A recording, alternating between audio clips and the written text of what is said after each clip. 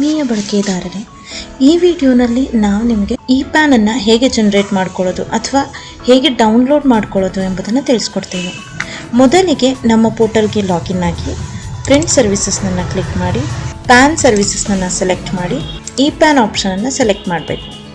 ನಂತರ enter E PAN ನಂಬರ್ನಲ್ಲಿ ಬಂದು ನಿಮ್ಮ ಅಪ್ಲಿಕೆಂಟ್ನ ಪ್ಯಾನ್ ನಂಬರನ್ನು ಎಂಟರ್ ಮಾಡಬೇಕು.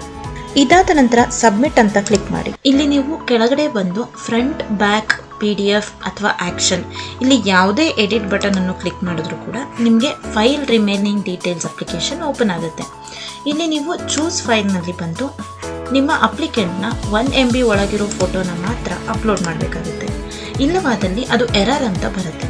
ಹಾಗೆ ಸಿಗ್ನೇಚರ್ನಲ್ಲೂ ಕೂಡ ನಿಮ್ಮ ಅಪ್ಲಿಕೆಂಟ್ನ ಸಿಗ್ನೇಚರನ್ನು ಅಪ್ಲೋಡ್ ಮಾಡಬೇಕಾಗುತ್ತೆ. ನಂತರ ಸಬ್ಮಿಟ್ ಅಂತ ಕ್ಲಿಕ್ ಮಾಡಿ. ಇಲ್ಲಿ ನಿಮ್ಮ ಇ ಪ್ಯಾನ್ PDF ಡೌನ್ಲೋಡ್ಗೆ ರೆಡಿ ಇರುತ್ತೆ. ಇಲ್ಲಿ PDF ಅಂತ ಕ್ಲಿಕ್ ಮಾಡಿದ್ರೆ ನಿಮ್ಮ ಇ ಪ್ಯಾನ್ ಕಾರ್ಡನ್ನು ನೀವು ವ್ಯೂ ಮಾಡಬಹುದು.